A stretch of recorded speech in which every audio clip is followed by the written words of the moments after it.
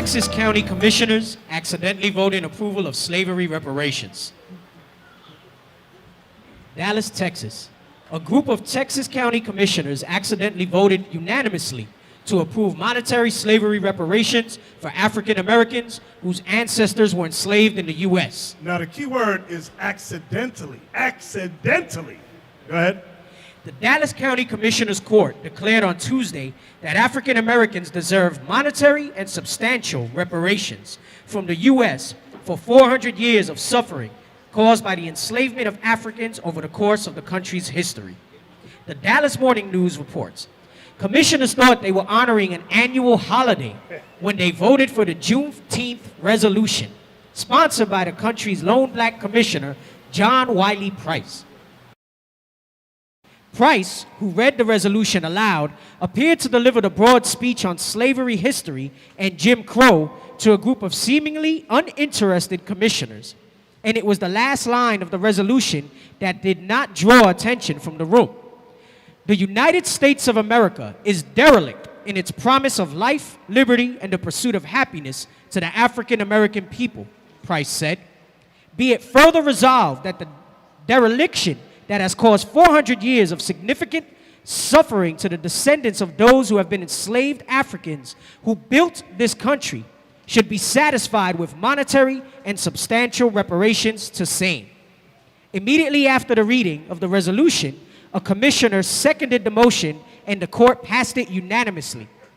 Wait. So they're sitting there, it's been all day, this Jake goes up last and reads this and they're like, yeah, I second that, yeah. Not realizing what they did. Go ahead. The commissioners admitted after the Tuesday meeting that they had not read the document before voting unanimously for its approval. The Dallas Morning News reports, Commissioner Mike Cantrell even managed to have his vote changed to abstain. The reason why I didn't abstain this morning is that I had not received a copy of the resolution, he told the Dallas Morning News. I do not support reparations, and I do not support one of the statements he made. Now, these are your Christians. These are your Christian whites speaking in Texas. Go ahead. Which was that the United States was derelict in his promise to African Americans. Cantrell told 40 acres and a mule. That was the promise. Go ahead. Cantrell told the Dallas Observer, I think Commissioner Price went too far, and I can't support that. I had no opportunity to review it, to see what was in the resolution, he added. As Commissioner Price was reading this, I was trying to find a copy because it sounded like he was going way over what he typically does. Juneteenth resolutions are not common in the southern U.S., with the holiday celebrating the end of slavery's injustices in America by commemorating the June 19th, 1865 date when abolition was announced in the Lone Star State. Price's resolution went far beyond celebration of the holiday, listing a series of injustices and instances of suffering as a result of Texas slavery. Price told The Atlantic he wasn't sure how the commissioners had not been made aware or given copies of the resolution, adding that he was influenced by a recent front-page article about slavery reparations for African Americans. We are the only people who haven't been compensated, he told the Dallas Morning News. However, the resolution is non-binding, and no tax money will be expended as a result of the county's accidental approval. Now, who said the white man is not the devil? They are the devil the Bible speaks of. That article right there just proves how wicked they are and could care less about every black Christian out there should have a damn revolt over this damn thing. But no, they won't. They won't. What are you going to say? Yeah, I wonder if I'm going to translate what the guy who unanimously voted by accident. I'm going to translate what he said. Hold your ears, because I know it's going to sound rough, what I'm going to say, but this is what he was thinking. He said, you give me this damn document. If I had any idea this thing was talking about giving niggas money, I'd have said no. That's what he said. Huh? That's what he said. That's exactly what he said. That's it. Get me Jeremiah 22 and 13.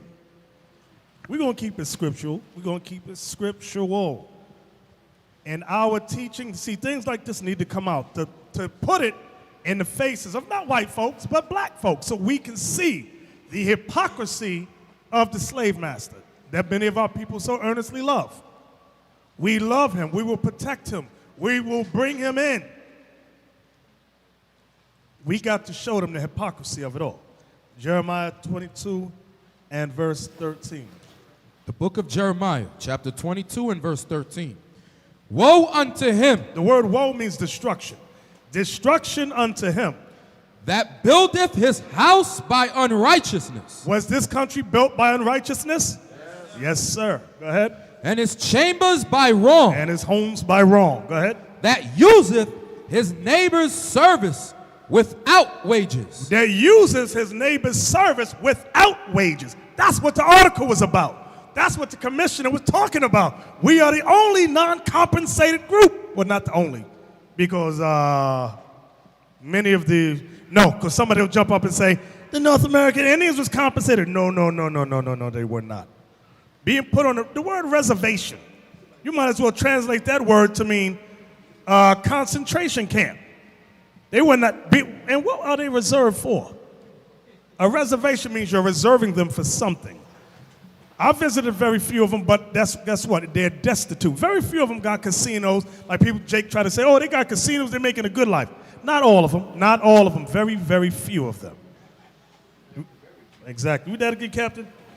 Woe unto him that buildeth his house by unrighteousness, and his chambers by wrong, that useth his neighbor's service without wages, and giveth him not for his work. And giveth him not for his work. Now, when you read this chapter, because somebody is sitting there reading right now, this isn't talking about the white man. This is talking about a king of Israel that did this. Yes, this is talking about a king of Israel that did this. But the precept takes you, guess where? Deuteronomy chapter 28, for all you clever Christians.